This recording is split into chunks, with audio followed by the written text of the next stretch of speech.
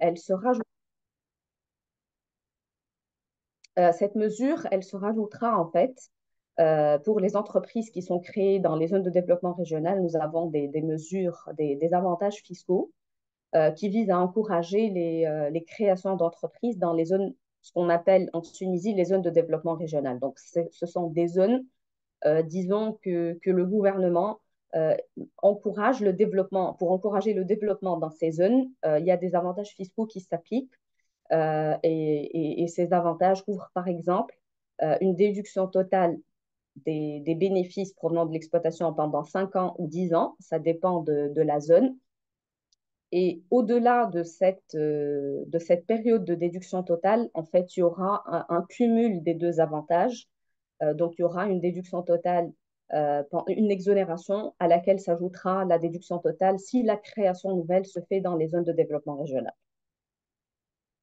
Donc ça, c'est la première mesure. La deuxième, c'est une mesure qui a été mise en place euh, depuis longtemps, visant à encourager l'introduction en bourse des entreprises. En fait, cette mesure, elle prévoit que à partir du moment où une société apporte ses actions, donc c'est le cas par exemple quand il s'agit d'un groupe de sociétés, qui vise à se réorganiser et à créer une holding qui, cette holding, sera introduite en bourse. Donc, la société mère ou la holding, une fois les filiales apportent leurs actions dans le cadre de la création de la société mère ou de la holding, à partir du moment où il y a un engagement à introduire la mère ou la holding à la bourse de Tunis, dans ce cas, il n'y a pas d'imposition de la plus-value lors de l'apport des actions. Euh, cette mesure, ce qui était prévu dans le texte de loi, avant la loi de finances 2024, c'est que l'introduction en bourse doit se faire au plus tard à la fin de l'année qui suit celle de la déduction. Donc, il y avait en gros un délai de 1 an qui pourrait être prorogé d'une seule année, mais par arrêté du ministre des Finances. La loi de finances 2024, qu'est-ce qu'elle a prévu? Elle a prévu en fait l'extension du délai de 1 an à 2 ans. Et la possibilité de proroger ce délai d'une année supplémentaire par arrêté du ministre des Finances demeure toujours valable. Donc, cette extension, elle s'appliquera pour les opérations d'apport réalisées à partir du 1er janvier 2024. Au-delà de cette mesure qui vise à encourager l'introduction en bourse, nous avons un mécanisme aussi d'encouragement au financement des startups et à la création des startups en Tunisie. Donc, il y a plein de startups qui ont été créées tout au long des dernières années. Et dans ce contexte-là, il y a une loi qui s'applique, qui régit les startups en Tunisie et qui leur accorde des avantages fiscaux, donc une exonération pendant 8 ans. Il y a plein d'avantages fiscaux sur le plan fiscal ou social qui s'appliquent aux startups. Au-delà de ces avantages-là, ce qui est prévu, c'est que l'investissement, quand un investisseur va investir dans le capital d'une start-up, il bénéficie également de la déduction des revenus et bénéfices qui sont réinvestis dans le capital initial des start-up. Au-delà de cet avantage-là, en fait, l'avantage, il s'applique non seulement aux investisseurs qui investissent directement dans les startups, mais également pour les investisseurs qui investissent via les SICAR. Les SICAR, c'est les sociétés d'investissement à capital risque. C'est aussi un véhicule, des véhicules d'investissement qui existent en Tunisie. Et à partir du moment où une société réinvestit ses bénéfices soit directement, soit via une SICAR, elle peut bénéficier de la déduction de ses bénéfices réinvestis. Il y avait une mesure qui était prévue, en fait, l'investissement via les SICAR dans les startups prévoyait l'investissement dans le capital ou dans les obligations convertibles. Et à partir du moment où l'investissement se faisait dans les obligations convertibles, pour encourager cet investissement-là, les obligations convertibles ne devaient pas générer des intérêts. Cette non-génération des intérêts, en fait, était contradictoire avec un texte qui existe en Tunisie, dans le code de l'IRPP et de l'IS, Et je pense que c'est un texte qui est intéressant à connaître parce que nous avons plein de questions en fait de la part des entreprises à ce sujet-là. À partir du moment où nous avons euh, en fait, à partir du moment où une société accorde des avances à une autre société, ces avances doivent générer des intérêts et ces intérêts sont imposables. Donc, même si les intérêts ne sont pas décomptés, ils devraient être décomptés euh, juste pour les besoins de leur imposition. Donc, ce qui a été prévu par la loi de finances 2024, c'était de préciser que dans le cas d'un investissement effectué dans le cadre via une SICAR dans des obligations convertibles en actions, à partir du moment où ces obligations ne doivent pas générer des intérêts, il n'y aurait pas d'implication fiscale sur le plan des intérêts qui ne sont pas générés ou décomptés par la SICAR. Au-delà de cette mesure, il y a eu également une mesure qui a renforcé le mécanisme des avantages fiscaux en Tunisie.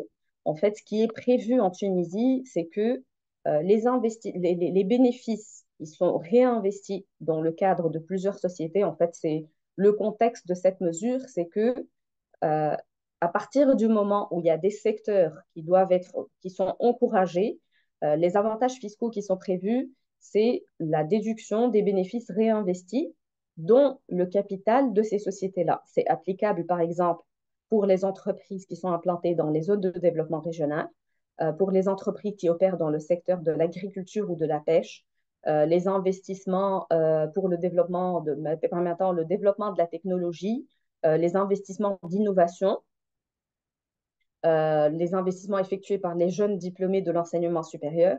Donc, en fait, à partir du moment où une société réalise des bénéfices et réinvestit ces bénéfices dans le capital d'une de ces sociétés qui donne droit aux avantages fiscaux et qui sont encouragés en fait via ce mécanisme d'avantages fiscaux, les bénéfices réinvestis dans le capital de ces sociétés est déductible de l'assiette de l'impôt sur les sociétés. Donc ça, c'est le mécanisme qui a toujours existé dans le droit fiscal tunisien, disons, dans les avantages fiscaux qui sont accordés par la réglementation fiscale tunisienne.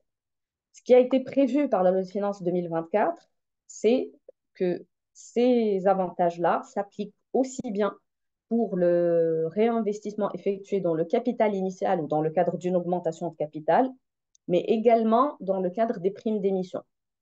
Historiquement, le texte de loi ne prévoyait que le réinvestissement des bénéfices dans le capital initial ou dans l'augmentation du capital de ces sociétés-là qui donnent droit à la déduction des bénéfices réinvestis. La loi de finances 2024, elle a couvert ou elle a étendu cet avantage-là aux investissements réalisés dans le cadre des primes d'émission.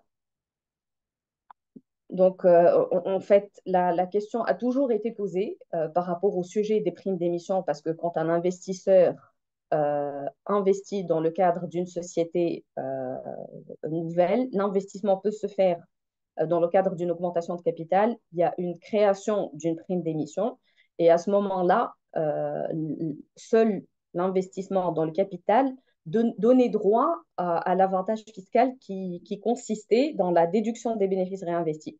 Actuellement, donc à partir de 2024, l'investissement effectué dans le cadre d'une augmentation de capital, même s'il est effectué dans le cadre d'une prime d'émission, cette prime d'émission donne droit à la déduction des bénéfices réinvestis, ce qui est disons, c'était une proposition qui a été longuement débattue depuis des années et finalement, cette loi de finances a retenu cette mesure-là. La même chose, en fait, à partir du moment où les startups donnent droit à la déduction des bénéfices réinvestis, donc un investisseur ou une société qui réinvestit ses bénéfices dans le cadre de la création ou de l'augmentation de capital d'une startup, donne droit à la déduction des bénéfices réinvestis. La même mesure qui a été prévue pour les sociétés qui donnent droit à déduction des bénéfices réinvestis a été prévue pour les startups. Donc, l'investissement dans le cadre de la prime d'émission donnera droit à déduction des bénéfices réinvestis. Et ça s'appliquera à partir du 1er janvier 2024.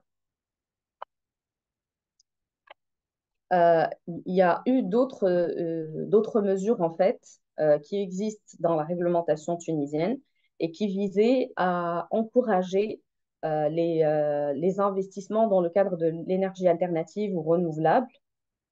Ce qui était prévu historiquement dans la réglementation tunisienne, c'était que certains investissements, euh, donc les investissements dans le cadre d'une opération d'extension ou de renouvellement, du matériel ou des équipements destinés à l'exploitation, donner droit à une déduction supplémentaire au taux de 30% des amortissements de ces machines ou de ces équipements. En fait, c'est une déduction supplémentaire de 30%, ce qui veut dire que ce qui s'applique, en fait, c'est une déduction, c'est une charge fictive additionnelle qui est rajoutée à l'amortissement classique. Donc, si c'est un investissement de 100, la société aura droit à la déduction au-delà de l'amortissement classique, de la charge d'amortissement classique. Elle aura droit à la déduction de 30% supplémentaire au cours de l'année de l'investissement. Donc, c'est une déduction supplémentaire d'une charge fictive de l'assiette de l'impôt. Cette mesure existait uniquement pour le matériel et les équipements destinés à l'exploitation. Elle a été prévue également pour les investissements dans les équipements productifs d'énergie alternative ou renouvelable. Et ça, quel que soit, en fait, c'est pas destiné aux actifs liés à l'exploitation. Ça couvre les équipements productifs d'énergie alternative ou renouvelable, même si c'est pas un investissement ou un équipement qui est destiné à l'exploitation. Donc, peu importe l'activité de l'entreprise, si elle fait un investissement dans des équipements productifs d'énergie alternative ou renouvelable, quelle que soit son activité à elle, donc ce n'est pas un investissement lié à l'exploitation, elle a un droit à la déduction supplémentaire de 30%.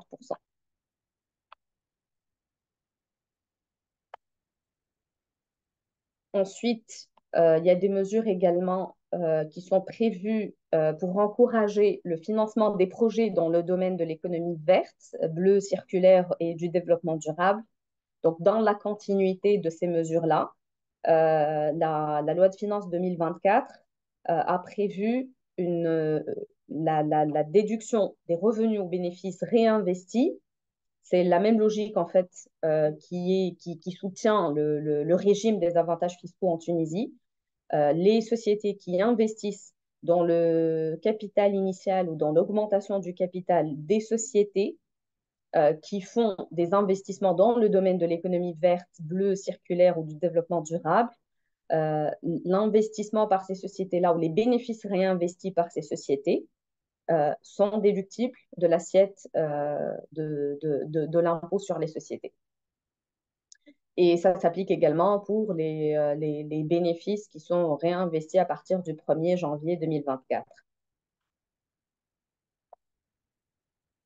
Donc, ça, c'est les principales mesures qui ont été prévues par la loi de finances 2024 et qui rejoignent, disons, la logique derrière, c'est que on continue à encourager l'investissement et à favoriser, disons, le réinvestissement ou l'investissement en général dans le cadre de secteurs qui sont encouragés en Tunisie, que ce soit des secteurs d'activité ou des zones de développement régional ou les startups, les investissements d'innovation. Donc, c'est dans la continuité des avantages de la logique des avantages fiscaux. Et donc, c'est l'encouragement à l'investissement. De l'autre côté, il y a des mesures qui ne sont pas en termes d'encouragement à l'investissement, mais qui sont en termes de contraintes budgétaires ou qui sont justifiées par des contraintes budgétaires. En fait, historiquement, il y a eu une contribution sociale de solidarité qui a été mise en place par la loi de finances 2018, donc ça date de 2018, et c'était une contribution sociale de solidarité. C'est pas, en fait, c'est qualifié comme étant un impôt, mais ça a pour objectif de renforcer les ressources des caisses sociales en Tunisie. Donc, c'est l'assiette de cette contribution-là, c'est le résultat soumis à l'impôt sur les sociétés. Donc, c'est la même C'est la même assiette, les mêmes mesures s'appliquent en matière d'impôt sur les sociétés, mais c'est juste la destination de la contribution sociale de solidarité. Elle n'est pas destinée à financer le budget de l'État, elle est destinée à renforcer les ressources des caisses sociales qui rencontrent des difficultés depuis quelques années. Donc, cette contribution sociale de solidarité, en fait, historiquement, quand elle a été mise en place en 2018, c'était 1% du bénéfice imposable. Ensuite, elle a été augmentée à 3% sur les années 2022, 2023, 2024, donc sur les bénéfices 22, 23 et 24. Et pour certains, elle a été augmentée à 3% pour ces années-là, mais conjoncturellement, elle a été augmentée à 3% sur ces 3 ans. Pour certains secteurs d'activité, elle a été augmentée à 4% pour les bénéfices à déclarer en 23, 24 et 25. Donc les bénéfices réalisés en 2022, 2023 et 2024.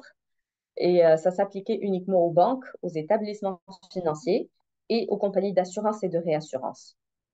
Je pense que c'était important de rappeler ce contexte-là, la contribution sociale de solidarité, pour introduire la mesure qui a été prévue par la loi de finances 2024, en fait, qui a rajouté une contribution conjoncturelle au profit du budget de l'État pour les exercices 24 et 25.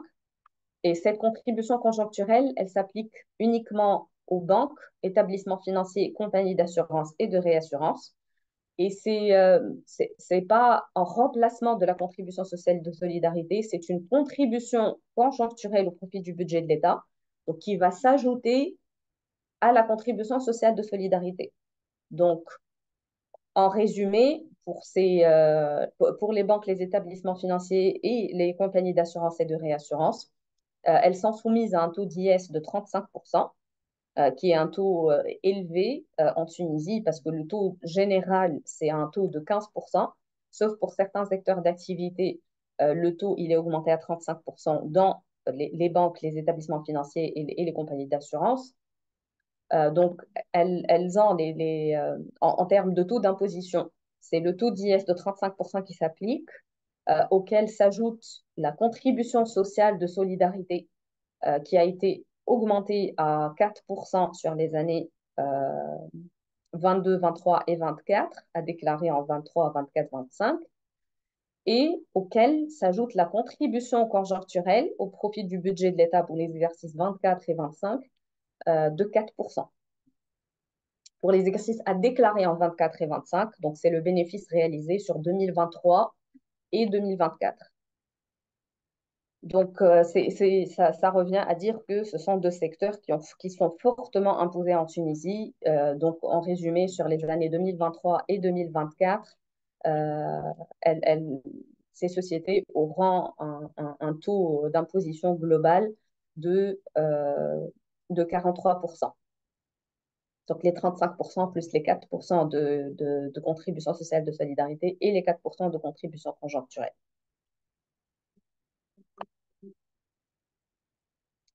Donc, je pense que j'ai couvert les mesures en termes d'impôts directs. En matière d'impôts indirects, en matière de TVA, le changement, il y a une mesure qui a été prévue qui s'applique pour les acquisitions d'immeubles bâtis à usage exclusif d'habitation qui sont réalisées par les promoteurs immobiliers. En fait, historiquement, les acquisitions auprès des promoteurs immobiliers, les acquisitions d'immeubles bâtis à usage d'habitation, exclusif d'habitation en Tunisie, étaient exonérées de la TVA. Ensuite, la TVA a été mise en place sur ces acquisitions-là et cette TVA a été mise en place progressivement. Donc, historiquement, la TVA a été introduite à partir de 2018 à un taux réduit de 13%, parce qu'en Tunisie, nous avons un taux général de TVA de 19% et deux taux réduits qui sont 13 et 7%. Donc, pour les immeubles à usage exclusif d'habitation, pour ceux que ça intéresserait en fait de faire des acquisitions d'immeubles bâtis à usage exclusif d'habitation, c'est le taux de 13% qui serait augmenté. C'était prévu qu'il allait être augmenté à 19%. Et cette augmentation, chaque année, on l'a décalée parce que ça posait problème sur le plan social Et donc, du coup, il y a eu des extensions. Historiquement, c'était prévu que ça s'appliquait à partir de 2021. Ensuite, nous avons la loi de finances 2020 a étendu à 2024 et la loi de finances 2024 a étendu ou a retardé l'application du taux de 19% à 2025. En matière de droits de douane, la principale mesure, en fait, elle porte sur les panneaux solaires. Il y a plein d'investissements dans l'énergie renouvelable en Tunisie qui se font sur ces dernières années. Donc, historiquement, le taux des droits de douane sur les panneaux solaires à l'importation a été baissé à 10%. Mais la loi de finances 2024, elle a augmenté à 30%. Et pourquoi cette augmentation? En fait, parce que entre-temps, il y a eu le développement d'une production locale en Tunisie. Étant donné que c'est devenu un marché assez porteur en Tunisie. Donc, donc pour protéger ces producteurs locaux, le taux des droits de douane a été encore relevé à 30%. Cette augmentation s'appliquera à partir de 2025 et l'objectif, c'est de protéger les productions locales. En matière de droits et procédures fiscaux, en fait, il y a eu principalement deux mesures qui sont importantes et je pense que ce sont deux mesures qui sont intéressantes pour vous. Euh, c'est un changement. La première mesure, c'est le changement en matière des taux de pénalité de retard. Donc, en fait, les taux de pénalité de retard, historiquement, elles étaient de 0,75%. Ensuite, elles ont été augmentées à 1,25%. Et il y a eu la mise en place récemment de pénalités fixes. Historiquement, il n'y avait pas les pénalités fixes qui s'appliquaient. Et donc, la loi de finances 2022, elle a mis en place les pénalités fixes. Et comme ces taux ont été mis en place récemment, donc il y a eu une revue de ces taux parce que c'était une pénalisation assez importante, en fait, surtout en cas de régularisation spontanée. Donc, il y a eu une révision par la loi de finances 2024 de ces taux de pénalité. Donc, pour résumer, les taux de pénalité qui s'appliquent à partir de 2024 en Tunisie, c'est une pénalité variable de 1,25% par mois ou fraction de mois de retard et une pénalité fixe de 3% à partir du moment où le retard de paiement, dans le cadre d'un dépôt spontané, dépasse les 60 jours. Et au total, parce que lorsque les pénalités ont été augmentées et il y a eu la mise en place des pénalités fixes, c'était vraiment les pénalités pouvaient atteindre des montants très importants et pouvaient même dépasser le principal. Et donc, du coup, la loi de finances 2024 a limité le montant des pénalités au montant de l'impôt en principal. Donc, les pénalités, même si elles sont décomptées moyennant les taux variables et les taux fixes, elles ne doivent pas dépasser le principal de l'impôt. Donc, ça, c'est les taux de pénalité en cas de régularisation spontanée. En cas de régularisation suite au contrôle fiscal, en fait, les taux des pénalités qui s'appliquent, c'est des taux variables de 2,25% par mois aux fractions de mois de retard, avec des pénalités fixes de 10 ou de 20% du montant de l'impôt dû. Le taux de 10% est augmenté à 20% dans certains cas très particuliers, dont notamment en cas de collecte de l'impôt sans reversement. Donc, par exemple, il y a de la TVA qui est collectée, mais non reversée à l'État, ou des retenues à la source qui sont opérées sur des paiements et qui ne sont pas reversés. Donc, dans ce cas-là, c'est le taux de 20% qui s'applique. Et le taux de 20%, il s'applique également dans le cas d'une minoration du chiffre d'affaires. Cette minoration du chiffre d'affaires, lorsqu'elle a été mise en place, parce que les pénalités fixes, elles ont été mises en place récemment dans la réglementation tunisienne, donc ce n'était pas prévu historiquement, et le taux de 20% a été prévu dans le cas de minoration de chiffre d'affaires, sans préciser, disons, la limite de cette minoration du chiffre d'affaires ou un minimum de minoration du chiffre d'affaires. Et ce n'était pas en fait conditionné par le lien entre la minoration, que ce soit par erreur ou lié à une fraude fiscale ou une évasion fiscale. Donc, et le taux de 20%, il s'applique également en cas de manœuvre de fraude fiscale commise. Donc, la loi de finances 2024, qu'est-ce qu'elle a prévu? Elle a limité ou elle a défini que la minoration du chiffre d'affaires doit être au minimum égale à 30%. Donc, le taux de minoration du chiffre d'affaires doit être supérieur ou égal à 30% pour que le taux des pénalités fixes de 20% s'applique. Et elle a réduit, en fait, ce qui est prévu dans la réglementation tunisienne, c'est que le taux de 2,25% variable des pénalités par mois, qui s'applique par mois aux fractions de mois de retard, il était réduit à 1,5% historiquement lorsque le contribuable signe un arrangement, une reconnaissance de dette avec l'administration fiscale. Dans ce cas, il bénéficie d'un abattement des pénalités de 2,5% à 1,5% et d'un abattement des taux des pénalités fixes de 50%. Donc, la loi de finances 2024, qu'est-ce qu'elle a prévu? Elle a réduit encore plus l'abattement des pénalités en cas de reconnaissance d'acceptation du contribuable du redressement qui lui est notifié et de signature d'une reconnaissance de dette et d'un échéancier de paiement avec l'administration fiscale. Il bénéficiera dans ce cas d'un abattement des pénalités variables de 2,25% à 1,25% et d'un abattement des pénalités fixes de 50%. Donc les 10%, ça reviendra à 5% et les 20% à 10%. Et la loi de finances, elle a également prévu la limitation des pénalités de retard au montant de l'impôt en principal, chose qui n'a pas été prévue historiquement. Donc ça, c'est le premier changement. Le deuxième changement, le deuxième changement, c'est le changement au niveau du délai de dépôt des déclarations fiscales en Tunisie. Historiquement, les déclarations mensuelles qui comportaient en fait la TVA, la taxe sur le chiffre d'affaires, le droit de timbre, les taxes mensuelles en fait, et les retenues à la source, donc principalement la TVA et les retenues à la source, étaient dues le 28 avant le 28e jour du mois suivant. Les délais ont été raccourcis et ça aussi, c'est pour des contraintes budgétaires. Et donc, du coup, le délai a été raccourci du 28 au 20 de chaque mois.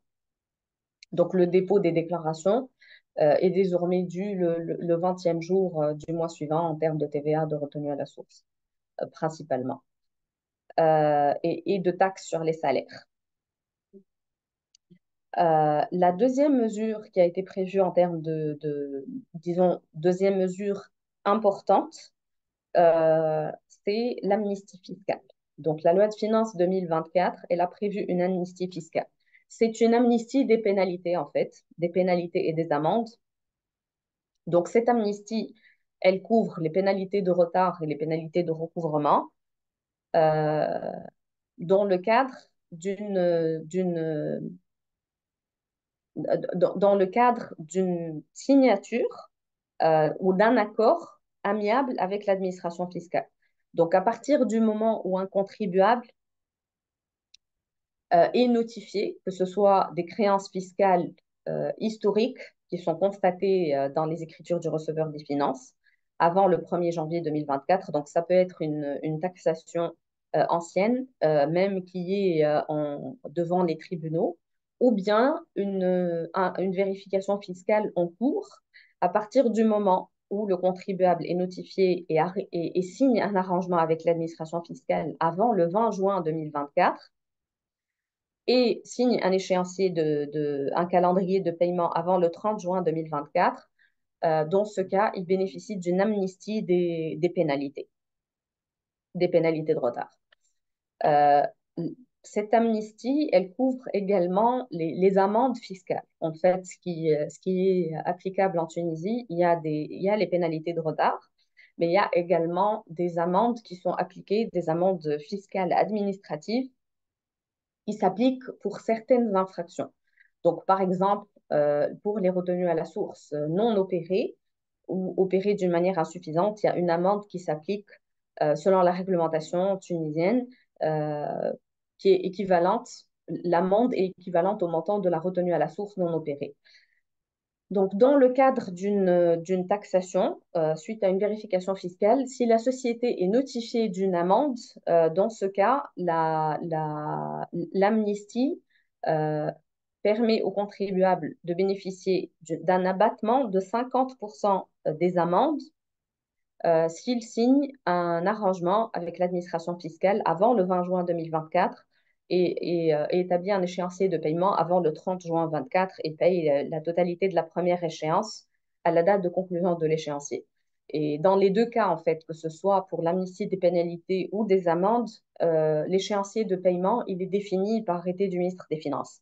Donc, ce n'est pas un échéancier qui est négocié avec l'administration fiscale, c'est un échéancier qui est défini sur la base d'un arrêté du ministre des Finances. L'amnistie, elle couvre donc les cas où c'est une dette qui est constatée, donc suite à une taxation ou à un jugement, ou bien elle couvre également les régularisations spontanées. Donc, si pour les contribuables qui prennent la décision, s'ils ont fait des omissions ou des erreurs au niveau de leur déclaration, s'ils font le choix de régulariser leur situation via le dépôt de déclarations rectificatives, ils bénéficient d'une amnistie des pénalités de retard à partir du moment où ce sont des déclarations ou des contrats non enregistrés qui sont échus avant le 31 octobre 2023. Et cette amnistie, elle s'applique jusqu'au 30 avril 2024. Donc, du coup, c'est une mesure qui était assez intéressante quand un contribuable a connaissance de certaines erreurs commises dans ses déclarations.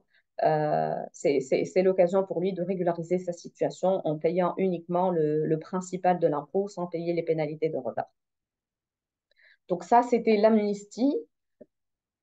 Euh, Autre mesure, je dirais la mesure, la dernière mesure que je pense assez pertinente, c'est l'augmentation de la taxe qui est appliquée sur les exportations d'huile d'olive non conditionnée. Donc, cette taxe, historiquement, était de 1% sur la valeur en douane à l'exportation d'huile d'olive non conditionnée, donc l'huile d'olive en vrac.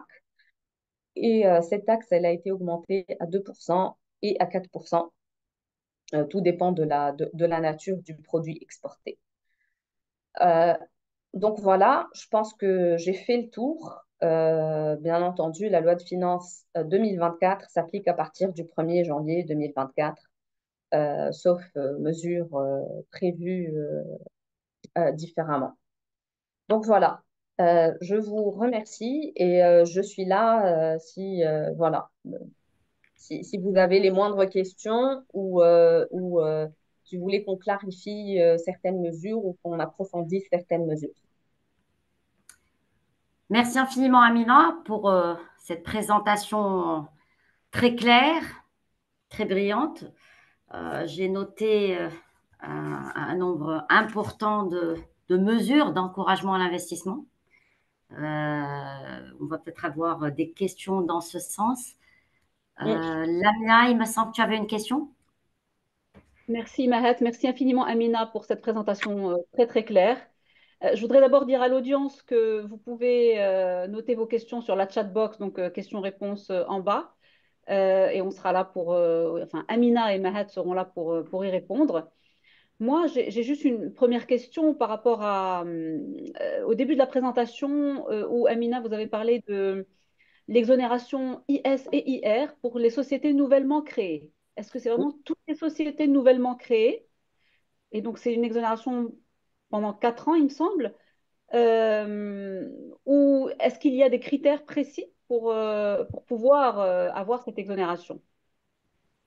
Alors, en fait, pour cette exonération, il y a des critères assez précis. Les critères, c'est quoi? En gros, de toute façon, il y a une procédure qui est applicable pour les créations nouvelles en Tunisie. Donc, il y a une autorité de l'investissement. Donc, pour une société nouvellement créée, en cours de création, elle dépose une déclaration d'investissement auprès de l'autorité de l'investissement. Donc, ça, disons, c'est la condition de force. Derrière ça, il y a un schéma d'investissement qui est requis. Donc, c'est un financement en fonds propres qui doit être équivalent à 30%. Mais ça, je dirais, ça, c'est la forme sur une création nouvelle. Sur le fond, il y a des secteurs qui sont exclus des avantages fiscaux en Tunisie. Donc, c'est une exclusion qui s'applique pour tous les avantages fiscaux. Donc, du coup, les entreprises, ces secteurs qui sont, qu'on appelle la liste grise, disons, c'est liste grise en termes d'avantages fiscaux. Ça ne veut pas dire que ce sont des secteurs mais disons, ce ne sont pas les secteurs qui sont encouragés à l'investissement ou qui mériteraient, disons, d'avoir des avantages fiscaux pour les créations nouvelles. Ces secteurs sont le secteur financier et de l'énergie, autre que énergie renouvelable, les mines, la promotion immobilière, la consommation sur place, le commerce et les opérateurs de télécommunications. Donc ça, ce sont les secteurs exclus des avantages fiscaux en général. Donc ça, c'est depuis la loi sur les avantages fiscaux qui a été promulguée en 2016. Et l'autre condition, c'est que ça doit être vraiment une création nouvelle. Donc, bien entendu, la loi, elle a institué une mesure pour éviter l'abus de droit, en fait. Donc, si c'est dans le cadre d'une restructuration, donc par exemple, une entreprise mettrait ou les actionnaires mettent en veilleuse leur entreprise pour créer une société nouvelle, pour transférer l'activité vers cette société nouvelle juste pour bénéficier de l'exonération. Donc, dans ce cas-là, bien entendu, c'est exclu expressément par la loi. Merci, merci pour la réponse. Vas-y, Mahat, je te laisse maintenant modérer. Ok. Très bien. Très bien. Amina, peut-être un sujet important ou deux sujets importants. D'abord, les contrôles fiscaux. Est-ce que Mhm. tu peux nous dire quelques mots sur les contrôles fiscaux en Tunisie? Est-ce que ils se soldent majoritairement par la signature d'accords amiables? Est-ce que les gens, les contribuables vont devant le tribunal? Et quels sont ce qu'on appelle communément les hot topics, donc les principaux sujets qui ressortent dans les notifications relatives à des contrôles fiscaux. Donc ça, c'était ma première question. Ok, merci Mehed pour la question. En fait, les contrôles fiscaux sont bien réglementés en Tunisie. Donc, du coup, en termes de délai, en termes de procédure, tout est, en fait, le Code des droits et procédures fiscaux réglemente les contrôles fiscaux. Donc, ça, c'est un process qui est cadré par la loi, ce qui est rassurant, en fait. Donc, c'est pas un process qui n'est pas cadré. Est-ce que les contrôles fiscaux se soldent par des arrangements amiables ou devant les tribunaux? En majorité, en fait, ça dépend du sujet. En majorité, en tout cas nous, de par notre expérience, ça se solde par un arrangement amiable. Parce que soit c'est défendable, soit c'est pas défendable. Ça peut aller devant les tribunaux quand il s'agit vraiment d'un sujet de principe ou d'un sujet qui est très épineux sur lequel l'administration fiscale n'a pas pu concilier. Pourquoi les contrôles fiscaux se soldent en majorité aussi au niveau de la phase administrative? C'est parce que la loi, elle a mis en place une commission de conciliation. Donc, après les procédures écrites liées au contrôle fiscal, donc le contribuable, il a plusieurs rounds, en fait, plusieurs euh, euh, étapes de réponses écrites avec l'administration fiscale. Suite à ces réponses écrites, il y a une phase de conciliation. Et pour cadrer cette phase de conciliation, la loi, ça fait quelques années, a mis en place une commission de conciliation qui est également la composition de cette commission est prévue par la loi et elle se compose de professionnels, d'experts indépendants et de personnes de l'administration et c'est une commission indépendante qui permet en fait de concilier entre le contribuable et l'administration fiscale. Et cette commission donne son avis sur le dossier. Donc, du coup, elle permet en fait de cadrer encore plus le contrôle fiscal et de permettre des arrangements amiables parce que suite à cette commission, elle est destinée à donner son avis sur la notification de redressement et sur la base de cet avis, même s'il n'est pas obligatoire pour l'administration de réviser sa position sur la base de l'avis de la commission de conciliation, mais en général, l'avis de la commission est généralement suivi par l'administration fiscale. Et de toute façon, même s'il n'est pas suivi par l'administration fiscale, le rapport de la commission peut servir devant les tribunaux. Donc, c'est pour dire que de toute façon, les contrôles fiscaux en Tunisie sont fortement réglementés. Donc, c'est pas aléatoire, c'est réglementé par la loi, c'est très bien organisé, très bien cadré. Les amnisties, l'amnistie qui a été mise en place par la loi de finances 2024, c'est pas la première, elle vient, en fait, il y a eu la même mesure qui a été prévue par la loi de finances 2022. Bien entendu, c'est pas étonnant, étant donné le contexte économique en Tunisie, étant donné le fait que l'importance, en fait, des recettes fiscales par rapport au budget de l'État. Actuellement, les ressources de l'État en Tunisie, le budget il est composé à, disons, 70% de recettes fiscales. Donc, les recettes, les ressources fiscales de la Tunisie, en fait, les ressources fiscales sont prépondérantes sur le budget de l'État, étant donné la situation économique. Donc, l'amnistie, c'est un moyen pour l'État de collecter plus d'impôts. Donc, ça encourage aussi bien l'administration que le contribuable. Ça favorise en fait l'arrangement. Donc, c'est un contexte qui favorise les arrangements avec l'administration fiscale. Ça ne veut pas dire que l'administration fiscale serait dans le cadre d'une situation favorable ou disons, elle mettrait la pression pour signer des arrangements. Au contraire, ça favorise les arrangements dans le cadre d'une bonne entente avec les contribuables. Donc, et sur ta question sur les hot topics, en fait, le sujet qui revient, c'est les sujets prix de transfert.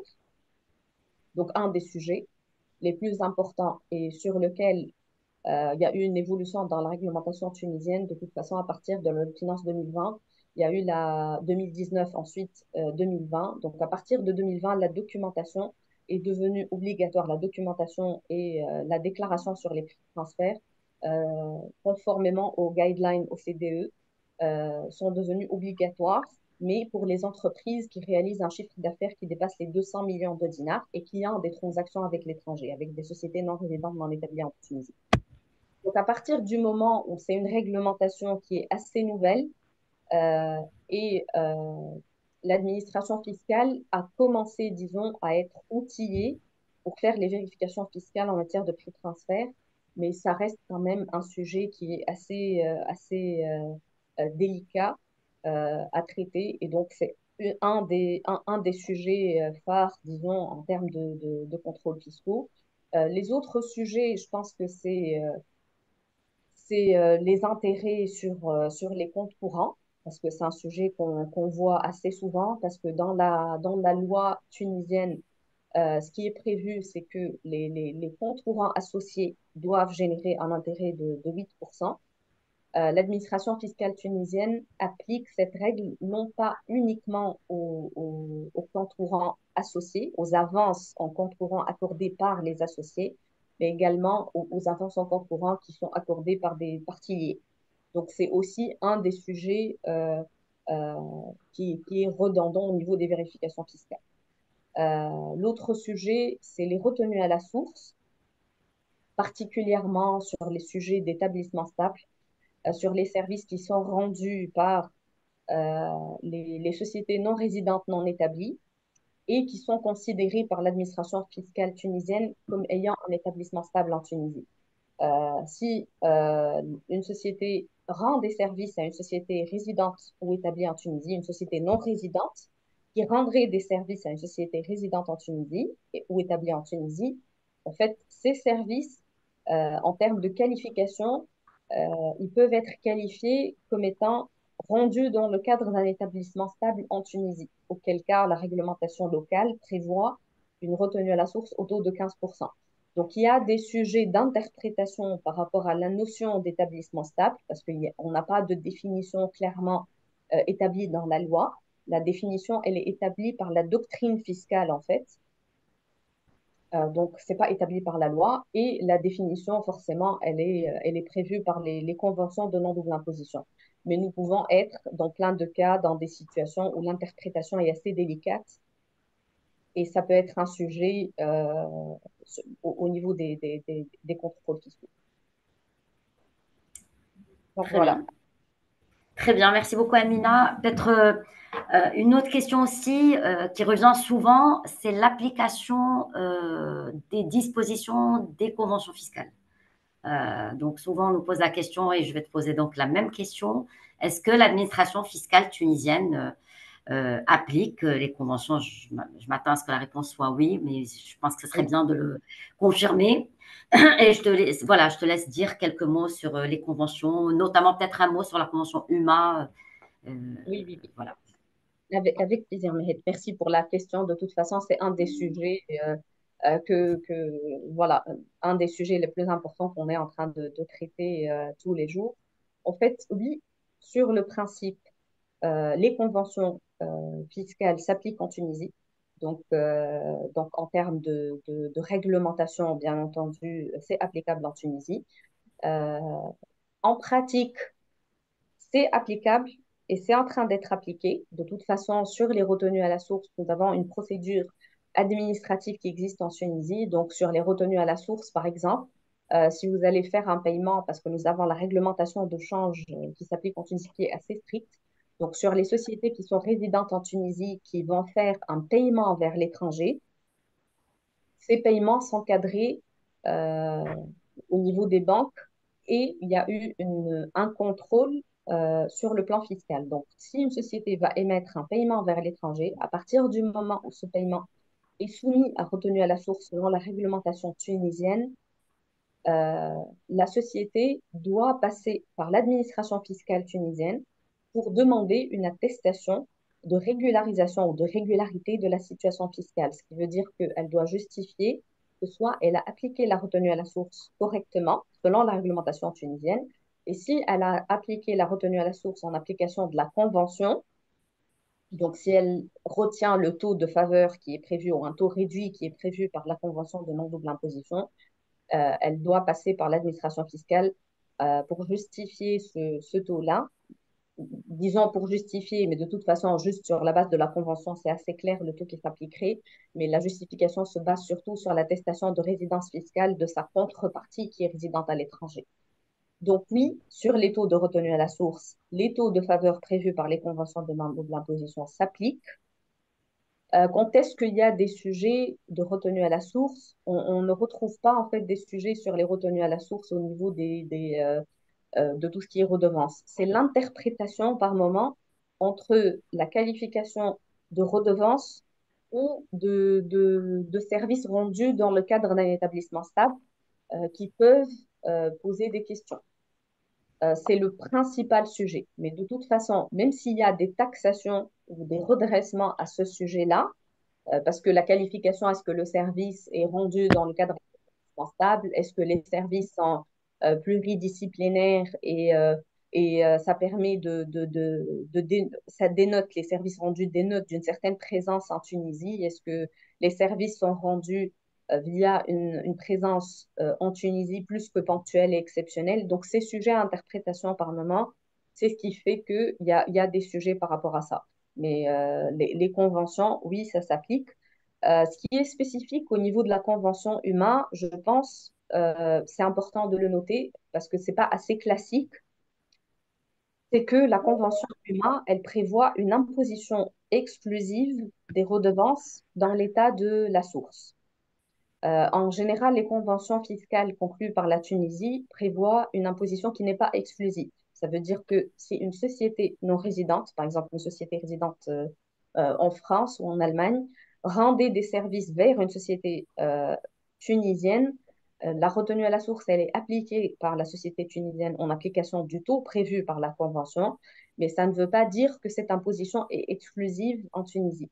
Ce qui veut dire que la retenue à la source appliquée par la Tunisie serait déductible par la société qui rend les services dans la limite des conditions, dans les limites qui sont prévues par la Convention en termes de déduction de l'impôt. Donc, disons, ça, c'est le schéma classique. Au niveau de la convention humaine, ce qui est prévu, c'est que les redevances sont exclusivement imposables dans l'état de la source. C'est pas euh, très bien maîtrisé par les sociétés. De toute façon, nous avons eu plein de discussions à ce sujet avec nos clients qui ont affaire à des sociétés qui sont implantées en Maroc ou en Algérie. Donc, du coup, à partir du moment où on dit que l'imposition est prévue par la Convention exclusivement dans l'état de la source, si je rends des services, si une société résidente en Tunisie rend des services à une société marocaine et que le Maroc applique la retenue à la source, ça veut dire que cette imposition par voie de retenue à la source par la société marocaine libère la société résidente en Tunisie du paiement de l'impôt en Tunisie. Donc, ça ne veut pas dire que j'impose ce revenu en Tunisie et je déduis la retenue à la source appliquée par le Maroc, c'est ce qui est le schéma assez classique, assez courant. Ça veut dire que la société résidente en Tunisie doit déduire de son bénéfice imposable le bénéfice lié à ses activités ou à ses services rendus au Maroc. En fait, c'est ça le cas le plus spécifique, mais sinon, la Convention humaine ne prévoit pas de faveur ou de taux réduit. Elle prévoit juste l'application des taux applicables selon la réglementation interne des pays signataires de cette convention. Ok, très bien. Et de Vas-y. toute façon, ce qui est pertinent à connaître, Mehet, c'est un, puisque de toute façon, la Convention humaine prévoit l'application de la réglementation tunisienne. Donc, ça veut dire que les taux qui sont prévus par le droit interne tunisien s'appliqueraient.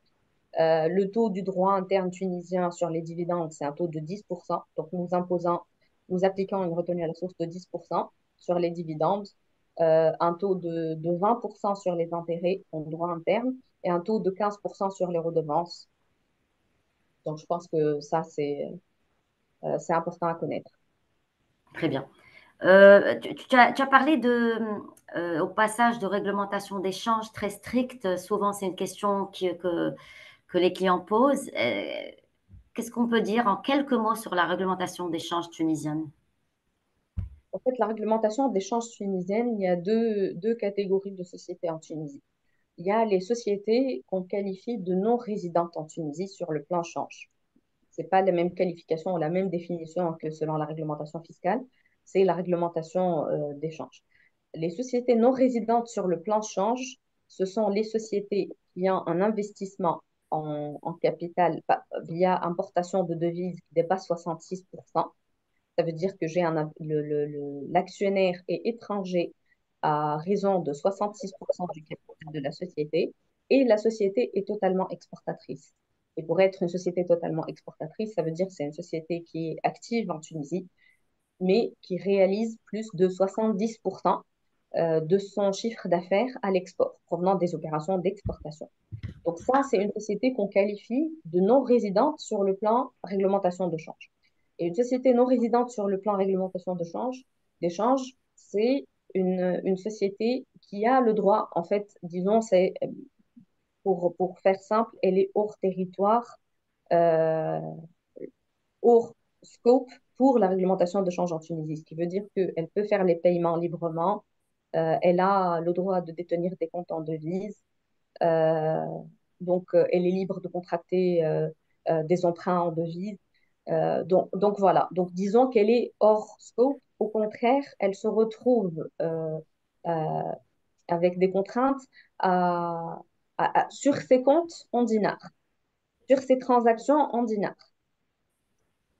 Donc, elle peut avoir un compte en dinars, mais pour collecter ses recettes en dinars, parce qu'elle est destinée aussi à agir sur le marché ou à être active sur le marché local dans une certaine limite, ou dans la limite de 30% de son chiffre d'affaires, et pour payer les salaires en dinars ou payer ses charges courantes en dinars. Donc ça, c'est les sociétés qui sont qualifiées de non résidentes sur le plan change. Pour les autres sociétés qui sont qualifiées de résidentes sur le plan change, le concept général, c'est qu'il y a des opérations courantes, ce qu'on appelle opérations courantes, et opérations non courantes. Ça veut dire qu'il y a des opérations qu'on appelle, entre guillemets, courantes, qui sont définies par une circulaire de la Banque centrale, qui ne nécessitent pas autorisation de la Banque centrale. Donc, du coup, pour ces opérations courantes.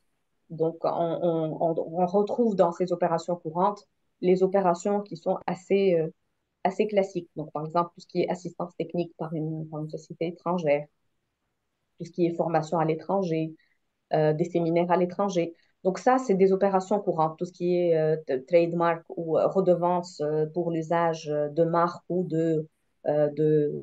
Voilà, donc c'est les opérations courantes qui sont définies. Pour ces paiements-là, elle n'a pas besoin de passer par une autorisation de la Banque centrale. Bien entendu, dans la pratique, la banque locale, si elle trouve que le contrat qui justifie le paiement vers l'étranger n'est pas, disons, est très générale ou n'est pas bien cadrée, ou elle n'arrive pas à qualifier si c'est une opération courante ou non courante, elle peut passer le dossier vers la Banque centrale. Elle peut soumettre le dossier à autorisation de la Banque centrale. Mais sinon, sur le principe, si le contrat est clair et il n'y a pas de sujet de qualification ou c'est pas sujet à interprétation, est-ce que c'est une opération courante ou non courante, ça sera une opération courante qui fera l'objet de paiement d'une manière classique. Et pour le reste des opérations, qui ne sont pas listées parmi les opérations courantes, donc ça sera des opérations non courantes. Et pour les opérations non courantes, il faut une autorisation de la Banque centrale pour faire le paiement vers l'étranger. Donc ça, c'est pour les paiements, pour les services.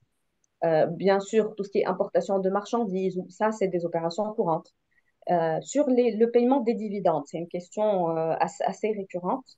Donc, un investisseur étranger qui crée une société en Tunisie, il se pose la question, est-ce qu'il aura le droit de récupérer, un, son capital initial et deux, les dividendes ou les bénéfices qui seraient réalisés par la société établie en Tunisie? La réponse est oui. Il y a un certain formalisme à respecter. Le formalisme, il faut le respecter dès le démarrage, parce que plus tard, après des années, si on se rend compte que ce formalisme, on ne l'a pas respecté, ce sera plus difficile à régulariser. Ce formalisme, c'est quoi? C'est qu'il doit justifier du fait qu'il a apporté son capital en devise. Donc, le fait qu'il investisse en devise en Tunisie, il doit justifier donc ce formalisme qu'on appelle fiche d'investissement. Donc, une fois il injecte ses fonds en Tunisie dans une banque locale, euh, il doit demander, il y a une procédure qui se fait de toute façon, historiquement c'était manuel, mais maintenant ça se fait en ligne. Donc, c'est une procédure de fiche d'investissement. Donc, il demande une fiche d'investissement qui lui permet de justifier plus tard qu'il a apporté ses fonds en devise et cette fiche d'investissement lui permet de récupérer plus tard ses dividendes et son capital initial. Donc, Parfait, voilà. parfait. Un très grand merci Amina pour toutes ces précisions, hyper utiles. Avec ta permission, nous partagerons donc la présentation avec les membres de la communauté CFC. Tu mettras, s'il te plaît, tes coordonnées, comme ça les membres de la communauté pourront te contacter directement parce qu'il y a beaucoup de membres de la communauté CFC qui sont présents en Tunisie, donc au Maghreb, notamment en Tunisie. Et donc, les membres pourront prendre attache directement avec toi s'ils ont des questions, s'ils ont besoin d'un accompagnement quelconque dans le domaine juridique et fiscal en Tunisie. Donc, Ça je pense sera avec que merci, Mehmet. merci, Et merci. merci à la communauté voilà, pour cette opportunité. Et j'espère que nous aurons le temps ou l'occasion de représenter les sujets intéressants sur la Tunisie. On sera ravis de t'accueillir de nouveau. Donc, merci à vous tous qui avez répondu présent à cette invitation. Encore mille fois merci Amina pour ta participation. Et puis, on vous donne rendez-vous bientôt pour un autre webinaire. À bientôt. Au revoir. Merci, merci. Au revoir. Au revoir Amina. Au revoir. Bye bye.